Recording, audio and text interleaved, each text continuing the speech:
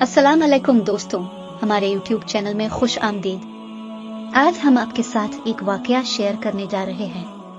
ये एक तारीखी वाकया है जिसमें पैगंबर हजरत मोहम्मद सल्लल्लाहु अलैहि वसल्लम के दो मुमताज सहाबियों का जिक्र है। अगर ये वीडियो आपको पसंद आए तो मजीद इस तरह के वाकयात के लिए हमारे चैनल को लाइक और फॉलो करना मत भूलिएगा। शुक्रिया। उमर बिन अल-खत्ताब, इस्लाम के दूसरे खलीफा जो अपनी हिकमत और ताकत के लिए मशहूर थे, एक दिन मदीना की एक गली में जल्दी से जा रहे थे और सामने से हजरत अली रजी अल्लाह अन्हु तशरीफ ला रहे थे। तो हजरत अली रजी अल्लाह अन्हु ने पूछा, ए अमीर अल मोमिनीन, आप इतनी जल्दी में कहाँ जा रहे हैं? हजरत उमर रजी अल्लाह अन्हु तवक्कुफ किए बगैर जवाब दिया कि ज़कात का एक ऊंट भाग गया है। हजरत अली रजी अल्लाह अन्हु ने कहा कि आप रजी अल्लाह अन्हु ने अपने बाद वालों को तो मशक्कत में डाल दिया।